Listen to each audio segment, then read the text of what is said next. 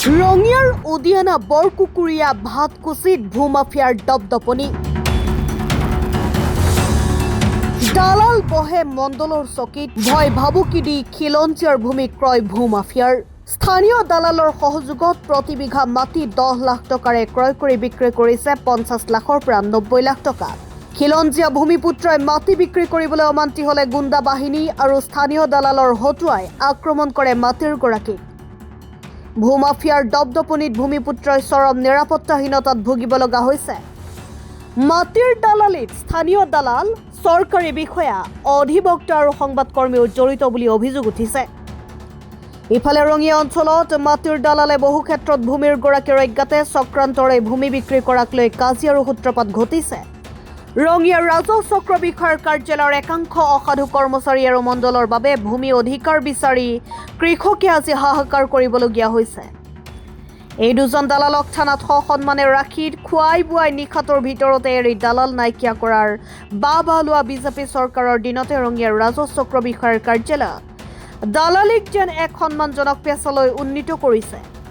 দুই হাতে ফাইলৰ জাপ লৈ দালালে ৰঙিয়াৰ ৰাজহ চক্ৰ বিষয়াৰ কাৰ্যালয়ত দপদপাই আহিছে আনকি কাৰ্যালয়ৰ ভিতৰত দালালে মণ্ডলৰ চকীত বহি মণ্ডলক চাহ মিঠাই খুৱাই শ্ৰুতলুপি দি কাম কৰাৰো নজিৰ আছে উদিয়ানা ভাতকুছি জয়ন্তীপুৰ বৰকুকুৰীয়া এই অঞ্চলত এক কথা মাটিও এতিয়া থলুৱা মানুহৰ হাতত নাই ফ'ৰলেন হাইৱেৰ দুয়োফালে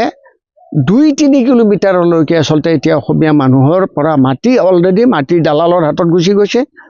তেওঁলোকে কৰবাত অলপমান 2-1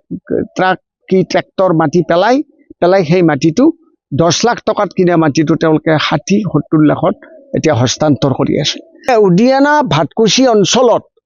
এই যে বহিৰাগত বনিয়াৰ হাতলৈ প্ৰত্যেক দিন মানে 20 বিঘা 2 বিঘা 100 বিঘালৈকে যে মাটি হস্তান্তৰ হৈ আছে ইয়াত মূল ভূমিকা লৈছে থলুৱা কিছুমান মাটিৰ দালালে তাতে আনকি একাংশ উকিলো থকা বুলি শুনিছোঁ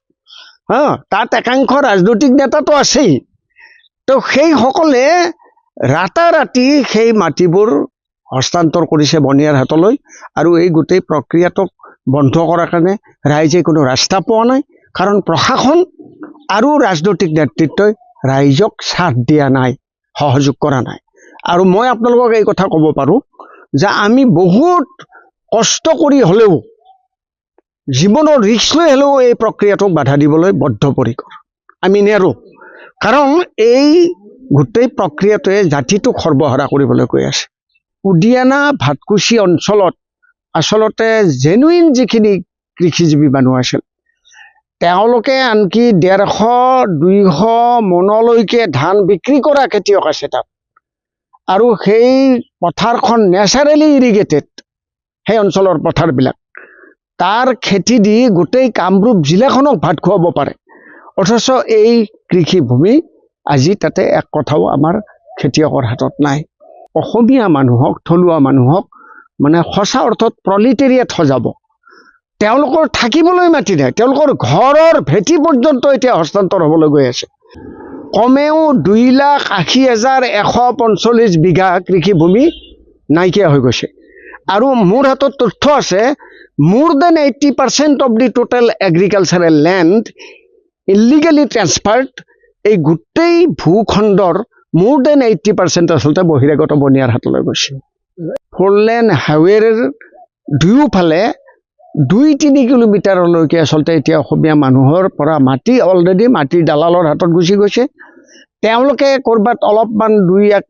ট্ৰাক কি ট্ৰেক্টৰ মাটি পেলাই সেই মাটিটো 10 লাখ টকাত কিনা মাটিটো তেওঁলোকে 60-70 লাখত এতিয়া হস্তান্তৰ কৰি আছে news desk report Assam time ঘৰত আনন্দ আৰু সম্পৰ্কৰ চমক বজাই ৰাখিবলৈ জৰুৰী হৈছে সকলো আনন্দময় মুহূৰ্তত মৰমৰ উপহাৰ দিয়াটো সেইবাবে মধুশ্ৰী জুৱেলাৰ্ছে আনিছে সকলো ৰঙীন ক্ষণৰ বাবে বিশেষ গহনা হীৰাৰে হওক সোণৰে হওক বা ৰূপৰে হওক শ্ৰেষ্ঠ ডিজাইনছ আৰু হলমাৰ্কযুক্ত গহনাই ৰাখে সম্পৰ্কক নিখুঁত তেনেহ'লে আজিয়ে আনক আনন্দ মধুশ্ৰী জুৱেলাৰ্ছৰ সৈতে যোগাযোগ কৰক 7002800341 নাইবা ভিজিট কৰক LNB ৰোড, নলবাৰী, অসম।